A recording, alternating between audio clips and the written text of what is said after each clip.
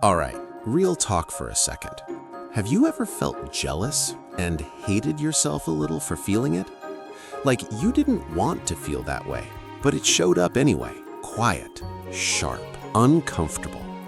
That feeling is ancient, and the oldest story about jealousy isn't about kings or wars or men fighting over power.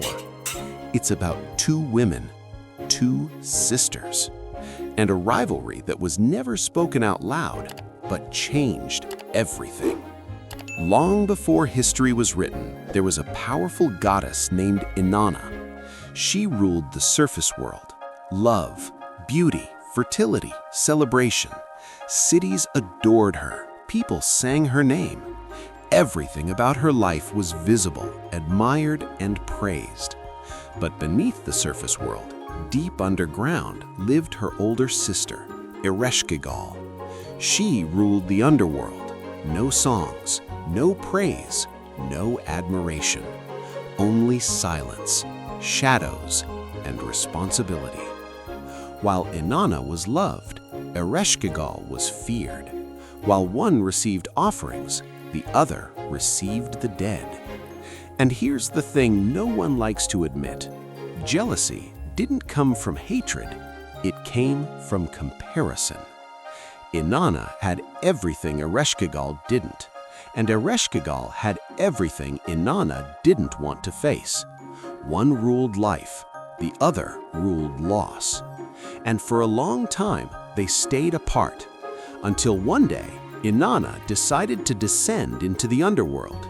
She said it was curiosity. She said it was tradition. She said it was her right. But beneath that was something else, a need to be acknowledged everywhere, even in a realm that wasn't hers. And when she arrived at the gates of the underworld, Ereshkigal noticed the shining sister, the celebrated one, standing in her dark domain. Jealousy doesn't always look like anger. Sometimes it looks like restraint. Ereshkigal didn't shout, didn't attack, didn't accuse. She followed the rules. At each gate, Inanna was asked to remove something, her crown, her jewelry, her symbols of power, until she stood bare, equal, vulnerable.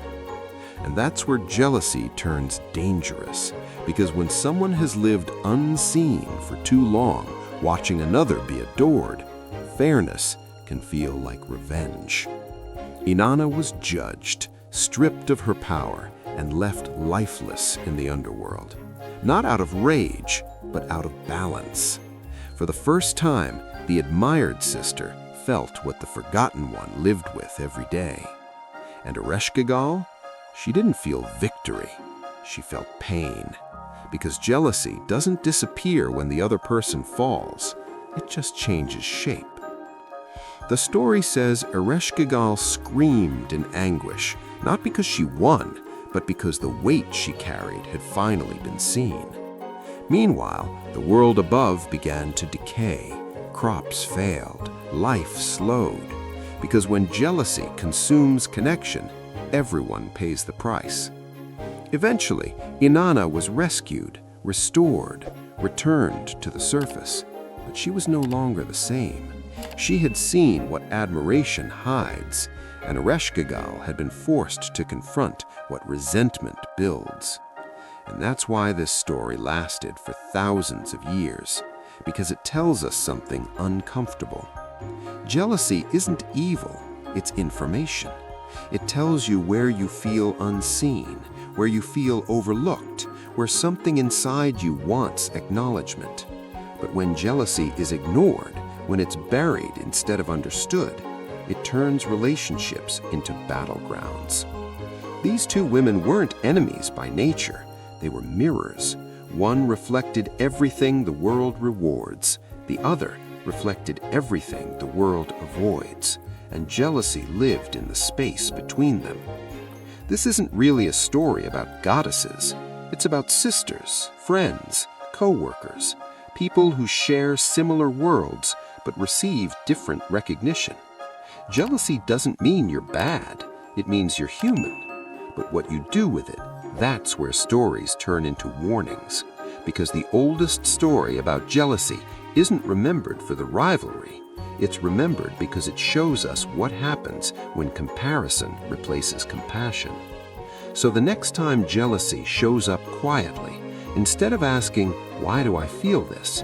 try asking something harder. What part of me feels unseen? Because jealousy doesn't want destruction, it wants acknowledgement. And when it's finally understood, it loses its power to rule the underworld of your mind.